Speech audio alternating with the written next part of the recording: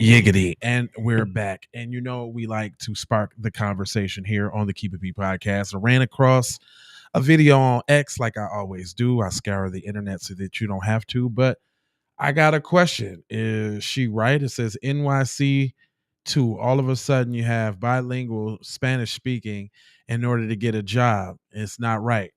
Um, I've been noticing this, man, since I was 15, man, going to like applying for jobs, and they like you can't work for them unless you're bilingual. But let's hear what the black woman has to say. There's a black woman from Chicago that says illegal immigrants are taking jobs from black people, and Trump was right.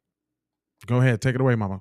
So I just left the Dollar Tree over here by that big Walmart on 111th in Chicago. If you know, you know.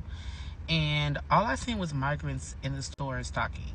The first thing that I noticed were that they were all women, which most likely meant that they came here, had children, and then that gave them a quick pathway to work authorization. I also noticed that I only seen migrants who were not speaking English. I didn't see any like black men or black women at all stocking like I usually would have.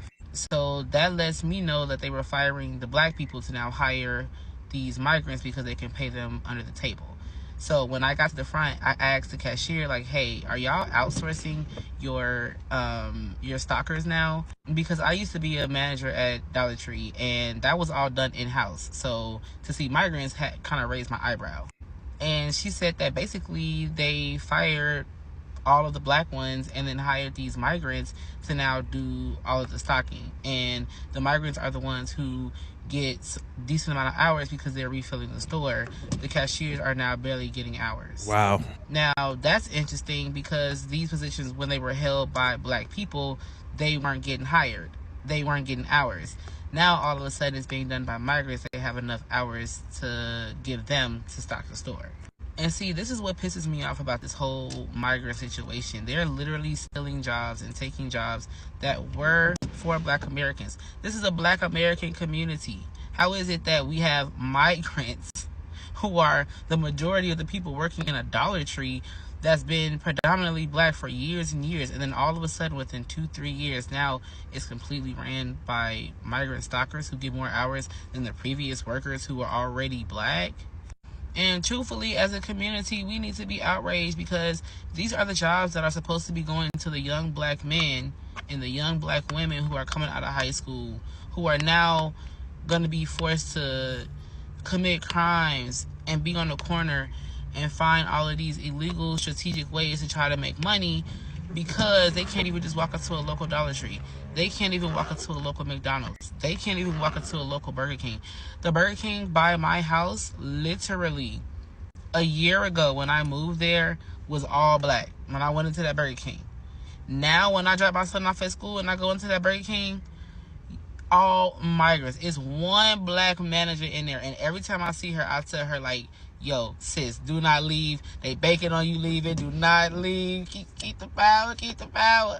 But no, for real, on a serious note, like this is really a big issue in our community, and the idea of like migrants are stealing black jobs, that really is a real thing. Like Donald Trump was not kidding when he said that. I didn't get offended when he said that.